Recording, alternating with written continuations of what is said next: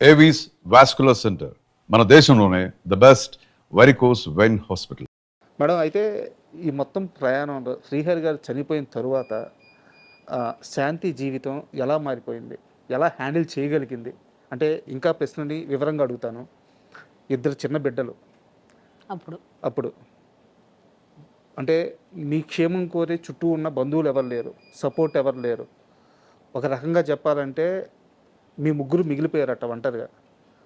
మీకా బయట ప్రపంచం తెలియదు. ఆ జీవితాన్ని ఎలా లీడ్ చేయగలిగారు? నేను ఒక 7 ఇయర్స్ వేరే లోకంకి వెళ్ళిపోయానండి. బయటికి రాలేదు. అర్థమవుతుంది అందరికీ.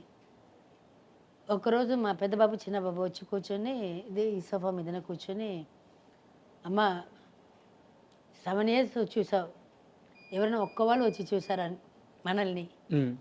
నువ్వు ఇన్నిసారి హాస్పిటల్లో ఉన్నావు, ఒక్కవాళ్ళు ఫోన్ చేశారా?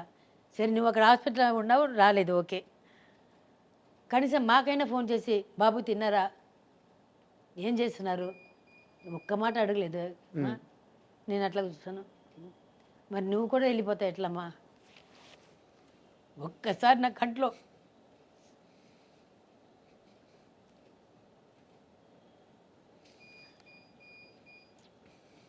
Sorry madam. ఆ రోజు అనుకున్నాను, అవును కదా, మనకే ఎవరు లేదు, మనమే మన పిల్లల్ని చూసుకోవాలి. ఆ రోజు నుంచి ఇప్పటిదాకా వాళ్ళు ఏం చెప్తే అది వింటా నేను. నా పిల్లలు ఇద్దరు, అమ్మ మాకు ఇది నచ్చలేదంటే నేను చేయను, అది ఇంక్లూడింగ్ మా డ్రెస్. ఇప్పుడు రాగానే మా బాబు చెప్పాడు, అమ్మ సూపర్గా ఉందని చెప్పాడు.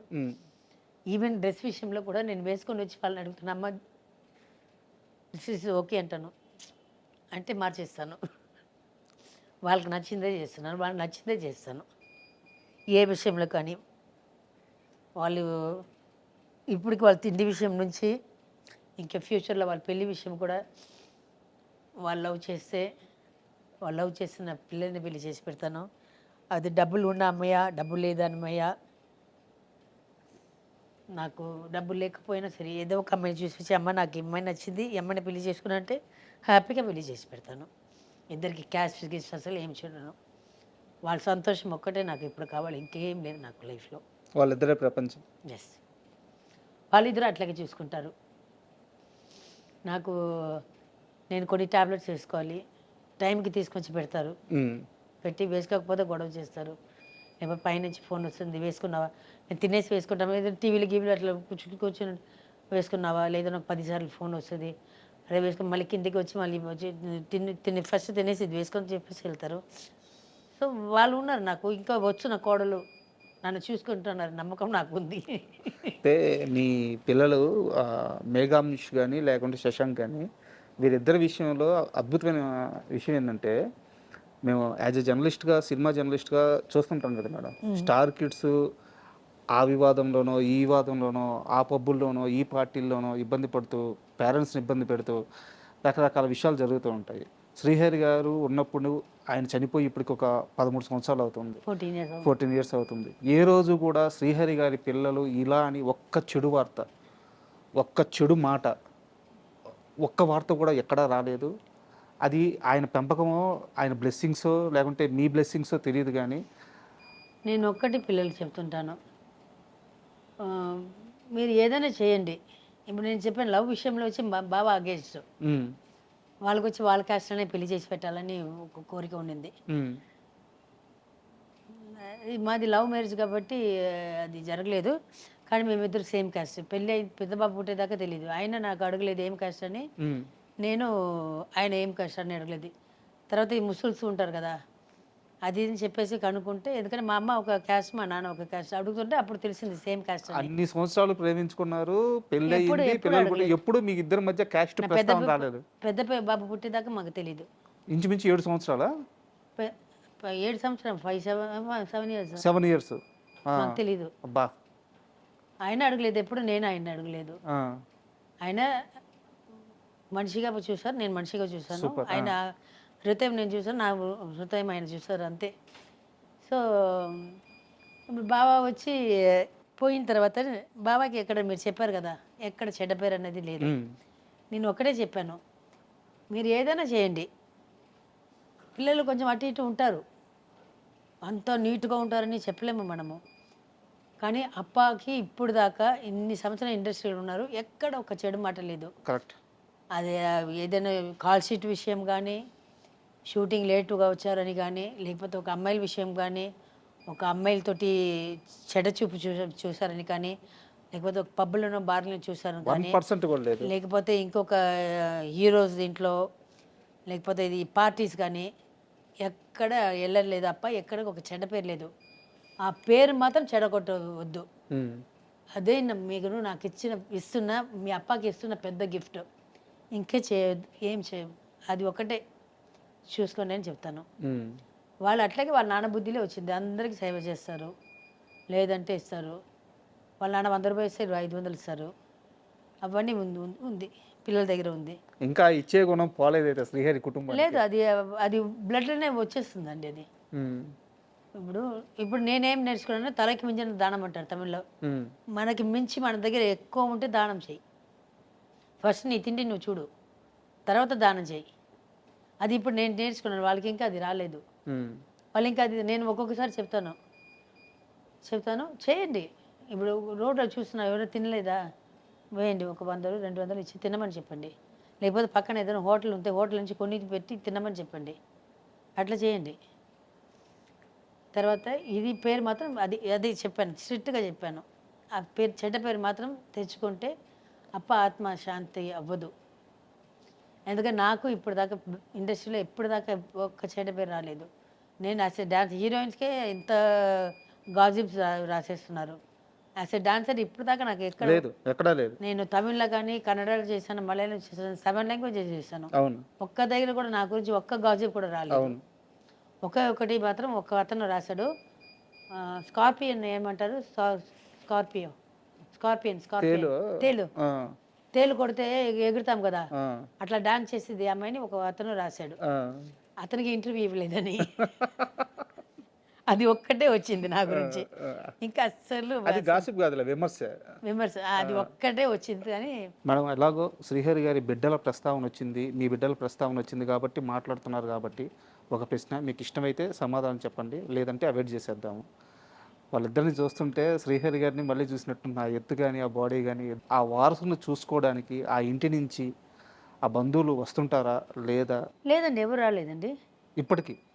ఒక్కసారి వచ్చారు, అది ఎప్పుడో మా లేదో ఒక ఫంక్షన్ జరిగింది, అడవి భోజనంది, అది అయిపోయింది, ఒక 5-6 years అయింది అనుకుంటాను. ఇక్కడెక్కడ ఒక దీంట్లో పెట్టి అడవి భోజనం అని ఇక్కడెక్కడ ఒక హోటల్ ఎక్కడ ఒక దగ్గర పెట్టారు. అప్పుడు మాత్రం సార్ వాళ్ళ అమ్మ వచ్చింది. ఎంత అంటే ఒక 7 years తర్వాత, బాబా పోయిన తర్వాత 7 years తర్వాత 7 years తర్వాత ఆ రోజు కనిపించారు నాకు. పాపం వాళ్ళకి ఏదో ఒంట్లో బాగాలేదని విన్నాను, కరెక్ట్గా నాకు తెలీదు. ఫోన్ చేయడానికి కూడా కుదరలేదు అనుకుంటాను పాపం, అది అనుకుంటాను నేను. సో ఆ రోజు వచ్చారు, వచ్చి ఏంద్రా 7 years తర్వాత ఖుషి అయిపోయాను.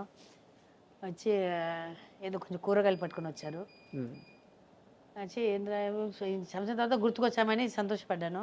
చూసాను నెక్స్ట్ మా ఫంక్షన్కి తీసుకెళ్ళడానికి అది అడగడానికి వచ్చారు.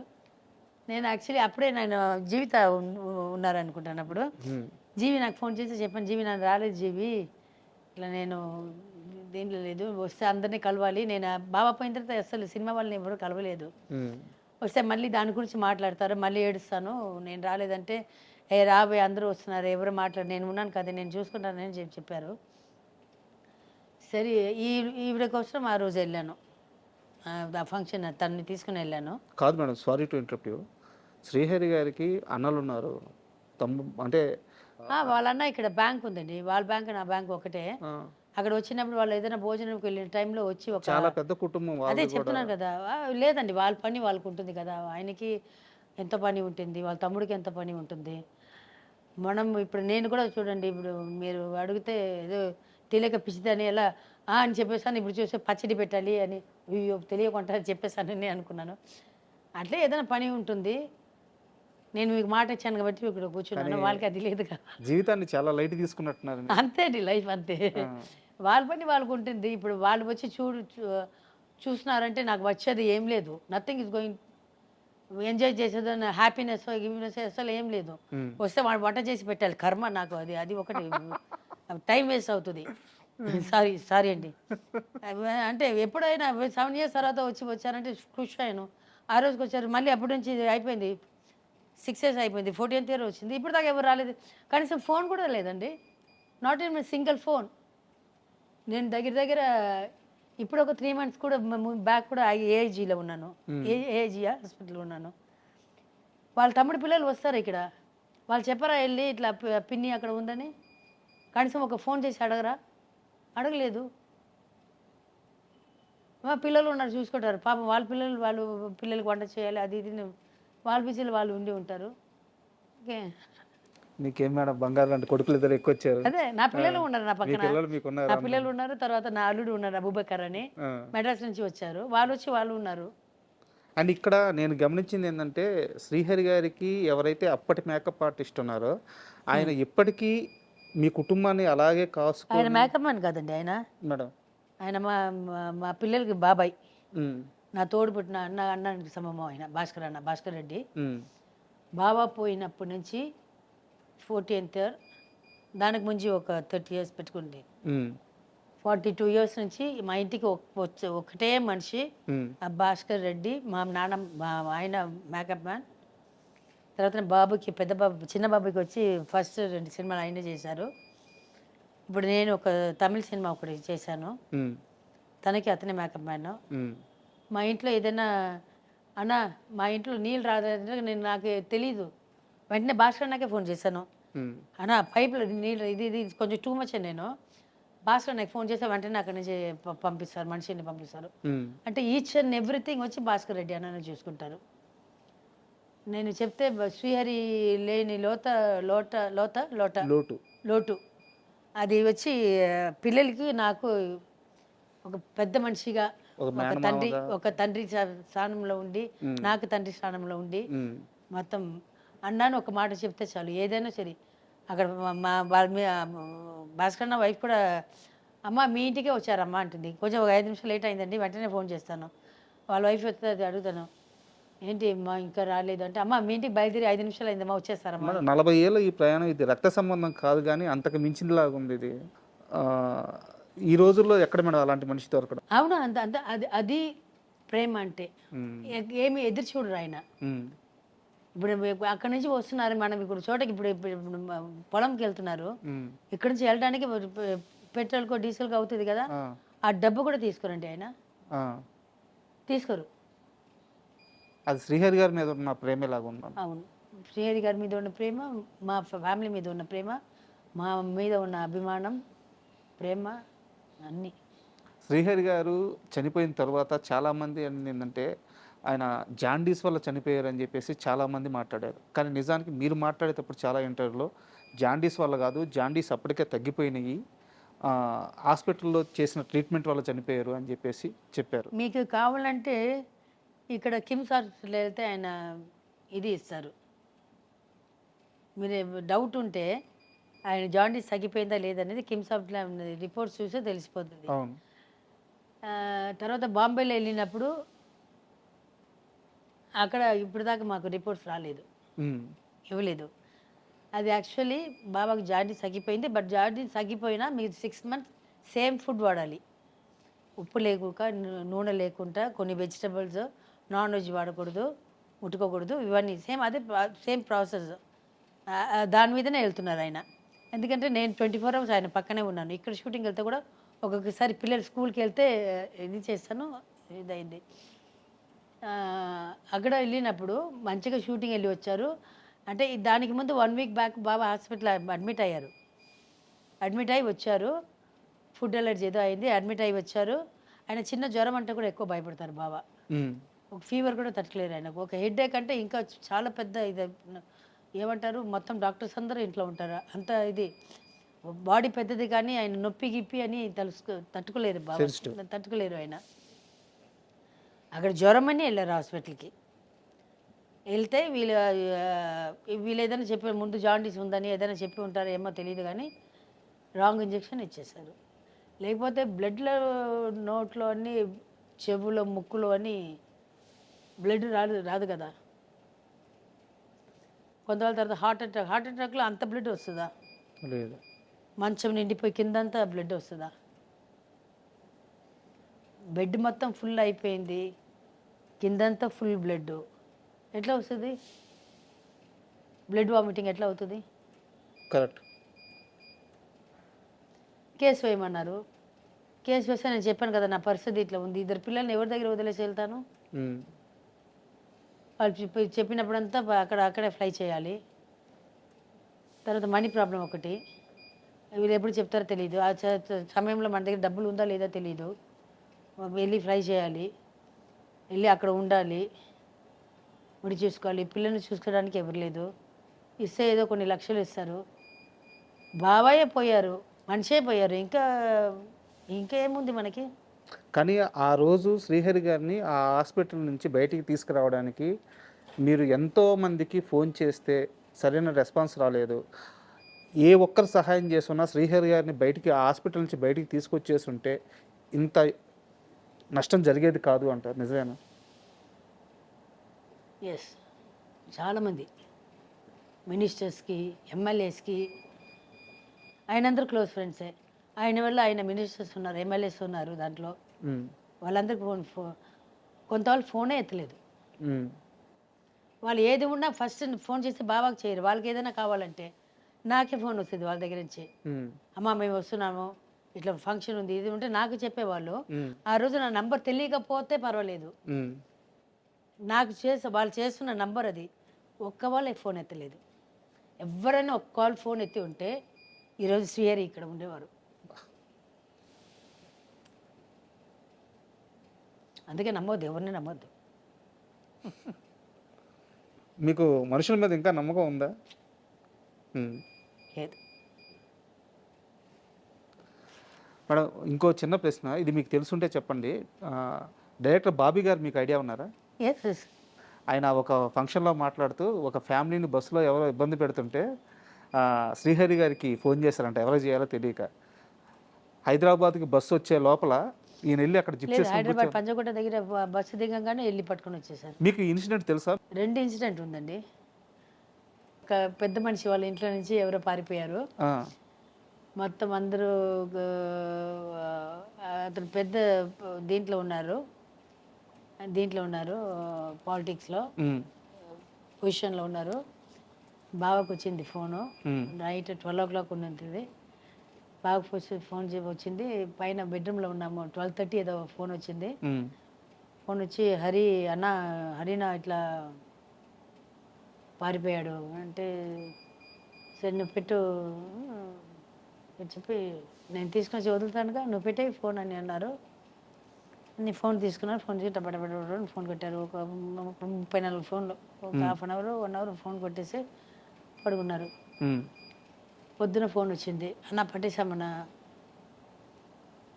ఫోన్ వచ్చింది, పడుకొని మన ఇంటికి తీసుకుని రా అన్నారు. ఎక్కడ ఉన్నారంటే బస్సులో ఉన్నారంటే, సరే లేవే మనమే వెళ్దామన్నారు. నేను బాబు ఇద్దరు వెళ్ళాము. అయితే ఇక్కడ పంజగుట్ట బస్ స్టాండ్ ఉంది కదా, అక్కడ మీ ఊరికి వెళ్ళే బస్సు అమీర్పేట పంజగుట్ట అమీర్పేటలో ఉండే బండి పెట్టి కూర్చొని వచ్చి ఇంటికి వచ్చేసి పిలిచి అంతా ఫోన్లోనే జరిగిపోయింది. అయితే అంటే సహాయం అంటే ఇట్లాగే పరిగెత్తేవారు ఎవరికన్నా, ఏ టైం అయినా ఎట్లా ఉన్నా కూడా సరే పరిగెత్తారు. పర్సనల్లీ ఆయన పర్సన్గా ఆయనే వెళ్తారు. మనక నేను ఉంటాను తోకలాగా. మేడం, ఫైనల్గా ఈ 60 years బర్త్డే ఎలా జరుపుకోబోతున్నారు? నైట్ ఎట్లాంటి పార్టీ ఉంటుందో నాకు తెలీదు. నా పిల్లలు అరేంజ్ చేస్తున్నారు. నాకే సర్ప్రైజ్గా ఉంటుంది. వాళ్ళు ఏదైనా పెడితే మీరు చూడండి, ఏదైనా పెడితే